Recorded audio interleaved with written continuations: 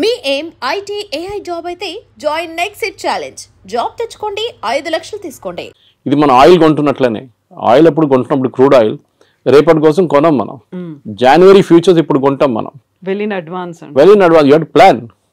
So అట్లా మన వాళ్ళకి ఈ entire position they are not understanding. కానీ పేపర్లలో మీడియాలో ఎంతమందిని పంపించేశారు ఇంటికి, వేలాది మంది ఉద్యోగం లేదు, ఏం జరగట్లేదు. Yes, there is a expansion లేదు. కాకపోతే ఇక్కడ డబుల్ స్టాండర్డ్ ఏమన్నా ఉందా అని మీరు చెప్పినట్టుగా వాళ్ళని పంపించేస్తున్నారు, లేకుంటే స్టూడెంట్స్ని రానివ్వట్లేదు, అక్కడ ఉన్నటువంటి వీసాలను కట్ డౌన్ చేస్తున్నారు అనే దాంతో పాటుగా ట్రంప్ మనతో మాట్లాడడానికి ఇంట్రెస్ట్ చూపిస్తున్నారు. 4 సార్లు మోదీకి కాల్ చేశారంట, ఇలాంటి వార్తలు కూడా ఇవాళ ట్వీట్ చేశారు కదా ట్రూత్ సోషల్లో. నేను మోదీతో మాట్లాడబోతున్నాను next week and I'm very happy to will do the trade deal with India very soon అన్న. నవంబర్ డెడ్ లైన్ మనం ఆల్రెడీ పెట్టుకున్నాం ముందే. పీయూష్ గోయల్ గారు ఎన్నోసార్లు చెప్పారు that we will finish the deal by November. ఎందుకంటే ఇంత పెద్ద డీల్ని మనం ఈజీగా ఫినిష్ చేయాలి. మనం ఈయూతోని మనకు ఇంకా నడుస్తుంది నెగోసియేషన్స్. యూకేతోనూ మనకి 3.5-4 సంవత్సరాలు పట్టింది యూకేతో ఎఫ్టీఏ కోసం, ఫ్రీ ట్రేడ్ అగ్రిమెంట్ కోసం. Most of the products India నుంచి వెళ్ళేది యూకేకి ఇప్పుడు 0% వెళ్తుంది. ట్రంప్ ఏమంటున్నాను, నేను 0% చేయలేను, మీరు నాకు 0% ఇవ్వాలి అంటే కస్టమ్స్ డ్యూటీ 0. నేను ఎందుకు చేయలేనంటే మాకు కాంగ్రెస్ నుంచి అప్రూవ్ తీసుకోవాలంటే వాళ్ళ పార్లమెంట్ నుంచి అప్రూవల్ తీసుకోవాలి, వాళ్ళు ఇవ్వరు. సో మినిమం నాకు 10-15% పెట్టాల్సి వస్తుంది. That is what 15% is. అది ముందు 5 ఉండే, తర్వాత 10 చేసి ఇప్పుడు 15, 25, మన దగ్గర 50 వేసింది. అగైన్ రష్యన్ ఆయిల్ గురించి మాట్లాడుతున్నప్పుడు సేమ్ ప్రాబ్లం. రష్యన్ ఆయిల్ని మనం ఇంకా కొంటామని చాలా క్లియర్గా ప్రధానమంత్రి చెప్పలేదు, కానీ మిగతా అందరూ మాట్లాడుతూ చెప్పారు. జయశంకర్ గారు కానీ మిగతా ఫారిన్ మినిస్టర్ మాట్లాడుతూ we will buy oil from the best source possible. ఎందుకంటే మాకు ఎంత తక్కువ రేట్లో వస్తే అంత మంది మేము అమ్ముతాము. మేము will not by expensive oil. US ఏమంటున్నారు, మా దగ్గర నుంచి ఆయిల్ షేల్ ఆయిల్ ఉంటుంది వాళ్ళ దగ్గర నుంచి దాట్ ప్రోడక్ట్ కాస్ట్ ఎక్కువ ఉంటుంది షేల్ ఆయిల్ది. అది కూడా distance of shipping it. US నుంచి ఇండియాకి తీసుకురావాలంటే ఆయిల్ మీకు వెస్ట్ ఏషియా నుంచి దగ్గర పడుతుంది. రష్యా నుంచి కూడా ఈజీగా తెప్పించుకోవచ్చు, ప్రాబ్లం లేదు, పెద్ద డిస్టెన్స్ ఏం లేదు. ఎందుకంటే రష్యాకి డిఫరెంట్ పైప్ లైన్స్ ఉన్నారు. మన గ్వాడర్ పోర్ట్ మన ఇరాన్లో డీల్ చేస్తున్నాం చూడండి. We are planning to bring the oil there. అక్కడి నుంచి మనం ఇక్కడ తీసుకురావడానికి భారతదేశం 2 రోజులు వచ్చేస్తుంది షిప్, మిగతాది 6 రోజులు 7 రోజులు తీసుకుంటుంది అనమాట. So it's all a big process. కానీ మన దగ్గర ఉన్న మీరు అడిగిన స్టూడెంట్స్ అడిగారు, ఇట్స్ అ డిఫరెంట్ థింగ్. అది దానికి పెద్ద ప్రాబ్లం ఉంది, లేదని చెప్పలేము. మన దగ్గర ఎస్పెషల్లీ తెలుగు స్పీకింగ్ స్టేట్స్లో యూఎస్కి వెళ్ళడం అనేది ఒక పెద్ద ఫ్యాడ్. యూఎస్కి వెళ్ళకపోతే వాడు యూజ్లెస్ ఫెలో. అమ్మాయి అయినా అబ్బాయి అయినా వాళ్ళు పనికిరారు. ఇక్కడ ఉన్న వాళ్ళు ఈవెన్ యూరోప్కి వెళ్ళి జర్మనీకి వెళ్తే కూడా నో యూఎస్కి వెళ్ళలేదు కదా నువ్వు, ఫినిష్డ్. చదివారా, అక్కడ ఉద్యోగం చేస్తారు, అక్కడ పెట్రోల్ బంక్లో సూపర్ మార్కెట్లో పనిచేస్తారు. ట్రంప్ ఏమంటున్నారు, మీరు చదవడానికి వచ్చారు, చదవండి, దాని తర్వాత వెళ్ళిపోండి. ఆప్షన్లో ఓపీటీస్ ఉన్న ట్రైనింగ్ ఉంటుంది, ఇంకా 2 సంవత్సరాలు ఉండొచ్చు కావాలంటే. మిస్యూజ్ చేస్తున్నారు, అందరూ అనట్లేదు, సర్టన్ పర్సంటేజ్ వాళ్ళు. ఇప్పుడు వాళ్ళు ఏం చేస్తున్నారంటే క్రాక్ డౌన్ అక్కడ నడుస్తుంది. 4600 మందిని లాస్ట్ 3 నెలలు పంపించేశారు ఇండియాకి స్టూడెంట్స్ని. ఎందుకంటే కోర్స్ అయిపోయిన తర్వాత కూడా అక్కడ ఏదో చిన్న పని చేసుకుంటా ఇల్లీగల్గా చేస్తున్నారు. ఎవరైనా అమెరికన్ వర్కర్కో లేకుంటే లీగల్ వర్కర్కి $10 ఇవ్వాలంటే గంటకి, మన వాళ్ళు వెళ్ళి $5 పనిచేస్తారు. సో దట్ ఇస్ మొన్న మీరు కూడా వెళ్ళొచ్చారు యూఎస్కి, you know the situation. It is like that. అది ఎప్పటి నుంచో అట్లా ఉంది. దాని తర్వాత ఎట్లయినా గ్రీన్ కార్డ్ ఒకటి వచ్చిన తర్వాత దానికోసం వెయిట్ చేస్తారు. దాని తర్వాత సిటిజన్షిప్ నెక్స్ట్. ఇది వీ షుడ్ ఒక కంట్రీకి వెళ్ళినప్పుడు, ఇప్పుడు మనం బంగ్లాదేశ్ వాళ్ళని రోహింగ్యాలను తిట్టుకుంటాం ఇక్కడ, వాళ్ళు వచ్చి మన దగ్గర వచ్చి మొత్తం మన ఉద్యోగం తీసుకెళ్ళిపోతున్నారు, మన ఇక్కడ మన భారతదేశం ఏంటో ధర్మశాల అనేది అంటాం మనం. యూఎస్ కూడా అదే అంటున్నారు, మా సిటిజన్స్ ఉన్నారు, వాళ్ళకు ఉద్యోగం కావాలి, మీరు వచ్చి తీసుకెళ్ళిపోతున్నారు అని ట్రంప్. ఎందుకంటే ఆయన ఎలక్షన్ క్యాంపెయిన్ దాని మీద ఉండే, make America great again, American jobs protect చేస్తాం. సో న్యాచురల్లీ ఆయన చేస్తారు అది. కానీ మన దగ్గర ఏముండాలంటే high end skills, chip design ఉండొచ్చు, ఏఐ బేస్డ్ వర్క్ ఉండొచ్చు, రోబోటిక్స్ ఉండొచ్చు. దాంట్లో హై అండ్ వర్క్ చేసేటోళ్ళని ఇప్పుడు అడుగుతున్నారు. వాళ్ళంతా మిగతా లో అండ్ మాకు వద్దు. ఇది దుబాయ్లో కూడా జరిగింది. 70s, 80s, 90s up to 2000 దుబాయ్లో కన్స్ట్రక్షన్ బూమ్ ఉండే. వర్కర్లు కావాలి, సిమెంట్ హ్యాండిల్ చేసే మిక్సర్స్ కావాలి, అట్లనే సెంటరింగ్ చేసేటోళ్ళు కావాలి, ప్లాస్టరింగ్ చేసేటోళ్ళు కావాలి, ఎలక్ట్రీషియన్స్ కావాలి. ఇప్పుడు ఆ ఫేస్ అయిపోయింది దుబాయ్లో. The construction face is over. Now the maintenance face is going on. నడిపించడానికి మనుషులు కావాలి. So that skill is different అన్నమాట. మన వాళ్ళు ఏం చేస్తున్నారంటే ఇప్పుడు కూడా చదవడానికి ఎందుకు వెళ్తారు, కొన్ని యూనివర్సిటీస్ అసలు పేపర్లో కూడా ఉండదు, అట్లాంటి యూనివర్సిటీ కూడా వెళ్ళరు. మన కొంచెం ఎడ్యుకేషనల్ కన్సల్టెంట్స్ కూడా ఆ బిజినెసే చేస్తారు. వాళ్ళు లేనిపోయిన లోన్లు ఇచ్చేసి మీకు అన్నీ చూపించేసి మిమ్మల్ని ఎక్కడ ఆకాశం మీద ఎక్కిచ్చేస్తారు వాళ్ళు. అక్కడ వెళ్ళినాక అంతే సంగతి, మీరు ఈజీగా అదే అయిపోతారు. అది ఎప్పుడు యుఎస్ పాపులారిటీ తగ్గిందో టఫ్ అయిపోయినప్పుడు కెనడా మొదలుపెట్టారు. కెనడాకి పాపులేషన్ తక్కువ, వాళ్ళకి మనుషులు కావాలి అక్కడ. So naturally they are asking, ఇండియన్స్ని అలౌ చేస్తున్నారు, చాలా మటుకు వెళ్తున్నారు అక్కడ కూడా. కానీ అక్కడ కూడా ఒక బ్యాక్లాష్ వచ్చేసింది. ఇప్పుడు మొన్న ఆస్ట్రేలియాలో చూసాం, ప్రొసెషన్ తీశారు ఆస్ట్రేలియన్స్, మీరు వినుంటారు టీవీలో వచ్చినా అని. వాళ్ళు ఏమంటున్నారు, ఇండియన్స్ని పంపించేసేయండి, మాకు వీళ్ళు వద్దు ఇక్కడ అని. You have created that situation. So ట్రంప్ని మీరు తిట్టి ఫైదా లేదు. We should find a way to solve the problem. Modi గారు ట్రంప్తో కూర్చొని మా పిల్లలకి 50,000 పిల్లలకి అడ్మిషన్ ఇవ్వండి అంటే మన దగ్గర నుంచి వెళ్ళే డబ్బులే కదా అది. We are spending billions. అక్కడ వెళ్ళి ఫీజులు కడుతున్నాం, హాస్టల్ దాంట్లో కడుతున్నాం, ఫుడ్ అండ్ అకామిడేషన్ కోసం కడుతున్నాం, చాలా ఉన్నాయి. అక్కడున్న యూనివర్సిటీకి కూడా వీళ్ళు కావాలి, లేకుంటే వాళ్ళు తాళం వేసి వెళ్ళిపోతారు రేపు. కానీ మీరు హార్వర్డ్ కానీ, ఏల్ లాంటి యూనివర్సిటీ, కొలంబియా లాంటిది, యూపెయిన్ లాంటి అట్లాంటి హై ఎండ్ ఇన్స్టిట్యూట్స్కి వెళ్ళేటప్పుడు మీకు ప్రాబ్లం ఉండదు. Problem is with the low end institutes. అక్కడ వెళ్ళి మళ్ళీ మీరు ప్యాలెస్టీనియన్ కాజ్ కోసం అది ఇది అని చెప్పి ప్రొటెస్ట్ చేస్తే డెఫినెట్గా పంపించేస్తారు వాపస్.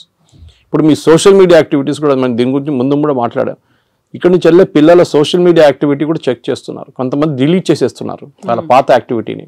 ఏదో గ్రేటా థన్బర్గ్ని, లేకుంటే మన అరవింద్ కేజ్రీవాల్ని, ఫార్మర్ ప్రొటెస్ట్ని అంత సపోర్ట్ చేసిన వాళ్ళు చాలామంది ఉన్నారు మన దగ్గర స్టూడెంట్స్. ఆ బ్లడ్లో వాళ్ళకి కొంచెం గరం ఉంటుంది అప్పుడు బ్లడ్ అనమాట. ఇప్పుడే సడన్గా వాళ్ళకి అర్థమైపోయింది, అది తీసుకెళ్ళి యూఎస్కి వెళ్తే వాడు వీసా ఇవ్వడు నాకు. ఇప్పుడు ఇన్ పర్సన్ వీసా రామంటున్నారు వాళ్ళు, from the country of origin. If you are an Indian country, ఇండియాకి వచ్చి మీరు వీసా ఇంటర్వ్యూ అటెండ్ చేయండి. చాలా మార్పులు వస్తున్నాయి. కానీ మోదీ చేసేది ట్రేడ్ డీల్ అండ్ ట్రంప్తోని, ఎడ్యుకేషన్ డీల్ కాదు.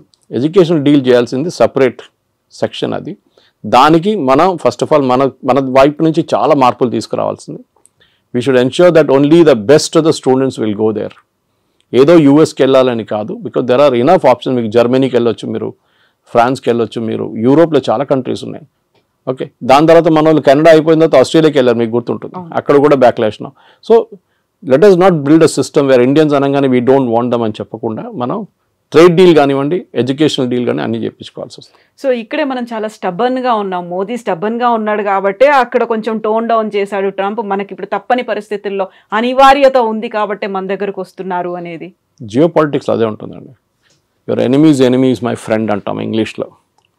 సో న్యాచురల్లీ మనం యుఎస్తో మన గొడవ ఉన్న మనం చేసాం, డైరెక్ట్ చైనా దగ్గరికి వెళ్ళాం. అండ్ లక్కీలీ ఎస్సీఓ సమిట్ ఉండే ఆ టైంలో పుటిన్ కూడా వచ్చారు. దానికన్నా ముందు రాలేదు, పుటిన్ రాలేదు, జీ రాలేదు లాస్ట్ ఎస్సీఓకి. మోదీ గారు వెళ్ళారు, ముగ్గురు కలిసి ఆ ఫోటో ఒకటి, ఫేమస్ ఫోటో ఒకటి ఉంది. దాంతో ట్రంప్ భయపడి ట్రంప్ ట్వీట్ కూడా చేశారు ట్రూత్ సోషల్లో, that gone to the dark China అని చెప్పేసి. ట్రంప్కి అన్నిటికంటే పెద్ద భయం రష్యా కాదు, China. Actually economically, manufacturing wise and military wise China యూఎస్కి చాలా పెద్ద కాంపిటీషన్. రష్యా కూడా ఉన్నారనుకోండి, కానీ రష్యా యుక్రెయిన్ వార్ తర్వాత కొంచెం వాళ్ళ మ్యానుఫ్యాక్చరింగ్ దెబ్బతిన్నది, ఎస్పెషలీ వాళ్ళ డిఫెన్స్ మ్యానుఫ్యాక్చరింగ్. కానీ దే విల్ పికప్, దాంట్లో ప్రాబ్లం. ఇప్పుడు మీరు రష్యన్ జీడిపి చూస్తే యూఎస్ జీడిపి కన్నా ఎక్కువ వాళ్ళది. కానీ వాళ్ళ ఫైనాన్షియల్ అంతా బ్లాక్ చేసి శాంక్షన్స్ పెట్టారు చాలా మటుకు. సో వాళ్ళ $300 బిలియన్ యూరోప్లో ఫ్రీజ్ అయిపోయింది వాళ్ళది. ఎస్, మనం టఫ్గా ఉన్నాం, టఫ్గా ఉండాల్సింది. టుడేస్ జియో పాలిటిక్స్లో మీరు బెండ్ అయితే మిమ్మల్ని కోసి పడేస్తారు వాళ్ళు. యూ కెనాట్, మీరు స్ట్రైట్గా నిలబడి ఫైట్ చేయాల్సిందే. So that is the main thing we need to do. So ఇట్లాంటి పరిస్థితుల్లో డెఫినెట్గా మోదీ గారు చేసిన స్ట్రాటజీని మొన్న Jerusalem Post, Israeli news paper, చాలా ఫేమస్ న్యూస్ పేపర్, వాళ్ళకు చాలా మంచి ఆర్టికల్ రాశారు. They were comparing Netanyahu and Modi. గాజాలో ఒక హాస్పిటల్ మీద ఒక స్ట్రైక్ జరిగింది, ఒక బాంబ్ అటాక్ ఇజ్రాయెల్ వాళ్ళు చేశారు. చేసినప్పుడు దాంట్లో 6 జర్నలిస్టు, కొంతమంది డాక్టర్లు చనిపోయారు. పెద్ద గొడవ అయింది. ఇజ్రాయలీ ప్రైమ్ మినిస్టర్ నెటన్యాహు, మళ్ళీ వాళ్ళ డిఫెన్స్ మినిస్టర్, వాళ్ళందరూ చీఫ్ ఆఫ్ స్టాఫ్ అందరూ అపాలజైజ్ చేశారు వచ్చి. With in 3-4 hours. Next day, third day తెలిసింది దాంట్లో 4 హమాస్ టెర్రరిస్ట్ ఉన్నాయని. ఇప్పుడు మీరు ఆల్రెడీ అపాలజైజ్ చేసేసారు, అపాలజీ రిటర్న్ తీసుకోలేరు. Should you have weighted? So వాళ్ళు అన్నారు learn from Modi. A reaction లేరు.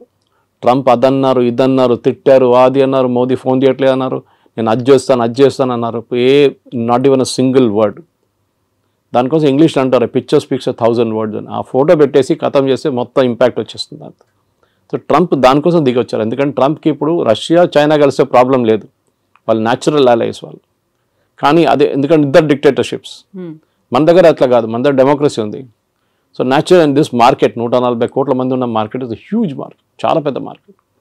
సో అట్లాంటి పరిస్థితుల్లో మన దగ్గర ఉన్న నాలెడ్జ్, మన దగ్గర ఉన్న టెక్నాలజీ అడ్వాంటేజ్, మన దగ్గర ఉన్న సైంటిఫిక్ పూల్ స్టెమ్ కానీ స్టెమ్ లాంటి కోర్సెస్ మన దగ్గర ఉన్నప్పుడు, మనలాంటి ఐఐటీస్ మనలాంటి ఐఐఎమ్స్ ఉన్నప్పుడు డెఫినెట్గా ఇండియా ఇస్ ఫార్ అహెడ్. చైనాతో కాదు, but we are far ahead of other countries, మిగతా కంట్రీస్తో పోలిస్తే. కానీ ఎస్, చైనాతో మనకి ఇంకా చాలా క్యాచింగ్ అప్ ఉంది. ఎస్పెషల్లీ మ్యానుఫ్యాక్చరింగ్లో మనం 30 సంవత్సరాలు బిట్వీన్ 1970 and 1991 మనం we lost a lot of time. 60 నుంచి 90 దాకా మన మ్యానుఫ్యాక్చరింగ్ పెద్దగా దెబ్బతిన్నాం. మన ఈ సోషలిస్ట్ మోడల్కి వెళ్ళి రష్యన్ మోడల్ తీసుకొని పెద్ద పెద్ద స్టీల్ ప్లాంట్లు అన్నీ కట్టాం. That has become useless now. So anyway, that's a different debate. కానీ మీరు అడిగిన ప్రశ్నకి ట్రంప్తోని టఫ్గా ఉండాల్సిందే.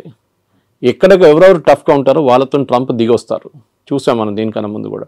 వేరస్ మెక్సికో లాంటి దేశం, ఆయన అన్నారు, మనకు చాలా డ్యామేజింగ్ స్టేట్మెంట్ ఇచ్చారు ట్రంప్. డాన్స్ చేస్తే వాళ్ళు డాన్స్ చేస్తారు, నేను డాన్స్ చేయమంటే కూర్చోమంటే కూర్చుంటారని. Is telling a president of another country.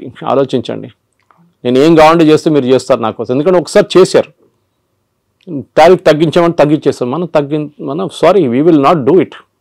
మనకు కూడా ఒక ఆత్మగౌరవం ఉంటుంది, ఒకటి ఈగో ఉంటుంది, మనకి హెల్దీ ఈగో ఉండాలి అంతే. So we will not do it as a nation. ఇప్పుడు మోదీ గారికి చాలా ఈజీ ఉండే, అన్నిటి అగ్రి అని చెప్పి సంతకం పెట్టేసి అయిపోతుండే, ఈ శాంక్షన్స్ ఏమో లేకపోతుండే. కానీ లాంగ్ టర్మ్లో డ్యామేజ్ వస్తుండే మనకి. ఆ లాంగ్ టర్మ్ డ్యామేజ్ ఇప్పుడు ఉండదు. And that is the main thing. Long term damage పక్కన పెట్టేసి we have to now take care of. సరే, ట్రంప్ దిగొచ్చారు కదా, మనం కూడా మాట్లాడదాం. మనం కూడా ఇప్పుడు లేదు గుర్రం మీద కూర్చొని నేను మాట్లాడలే అని చెప్తా, అట్లా కాదు కదా. So elephant and dragon are dancing అని చెప్పి ట్రంపే చెప్పారు. అండ్ డెఫినెట్లీ ఈ యొక్క troika of power, Russia, China, ఇండియాది, మనం దాన్ని డైల్యూట్ చేయకూడదు. ట్రంప్ ఇవాళ చెప్పారు, మళ్ళీ రేపు ఇంకా చెప్తారు. మళ్ళీ US can never be trusted. 71 వార్లు అదే చేశారు. మళ్ళీ దాని తర్వాత పోఖ్రాన్ 2 చేసినప్పుడు, వాజ్పేయి గారు ఉన్నప్పుడు అదే మన మీద శాంక్షన్స్ పెట్టారు, నాట్ టారిఫ్స్ కాదు. అంటే మీరు ఒక ప్రోడక్ట్ కొనలేరు, అమ్మలేరు, ఆ పరిస్థితికి వచ్చేసాం మనం కంప్లీట్గా. మన క్రయోజెనిక్ ఇంజిన్స్ కావాలంటే మొత్తం ఆపేశారు. నంబి నారాయణ గారిని కేసులు ఇరికిచ్చారు యుఎస్ వాళ్ళు, సిఏ యూజ్ చేసి. పాపం ఆయన అసలు ఎందుకు ఆ ప్రాజెక్ట్ డిలే చేయడానికి, ఎందుకంటే వీవర్ పోఖ్రాన్ చేసామని చెప్పేసి. దాని తర్వాత చూడండి, ఇప్పుడు Vajpayee refuse to bend. George Fernandes ఆ టైంలో, దానికన్నా ముందు కోకోకోలాని బయట తరిమి కొడితే థమ్స్అప్ గ్రో అయింది అప్పుడు. ఇప్పుడు కూడా Thums Up is #1 Indian brand. So అట్లా చాలా ఉన్నాయి. కొంతమంది అన్నారు, కేఎఫ్సి బాయ్కాట్ చేద్దాం, మన మెక్డానల్డ్స్ బాయ్కాట్ చేద్దాం, పెప్సీ తాగొద్దు, కోక్ తాగొద్దు. That's all childish. అది కాదు చేసేది. అది మన బంగ్లాదేశ్లో కూడా చూసాం అట్లాంటి ప్రొటెస్ట్ అంతా. మన దగ్గర మెచ్యూర్గా రియాక్ట్ కావాలి. మోదీ గారు is dealing in very very mature manner.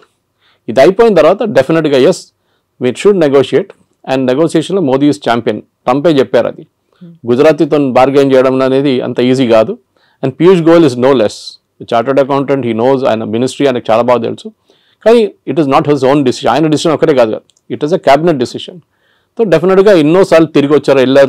Definite we will go half వే. వాళ్ళు కూడా హాఫ్ వే రావాల్సింది.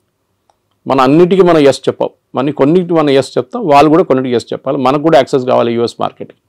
ఎవరో వచ్చి చెప్పారు ఐటీ మీద ట్యాక్స్ పెడుతున్నారు, it's non sense thing. IT is not done that way. వీళ్ళకి అర్థం కాదు, మాట్లాడుతున్నారు కూడా అర్థం కాదు. ఎందుకు ఫార్మా మీద ఎందుకు పెట్టలేదండి 50%? వాళ్ళకి అవసరాలు ఉన్నాయి.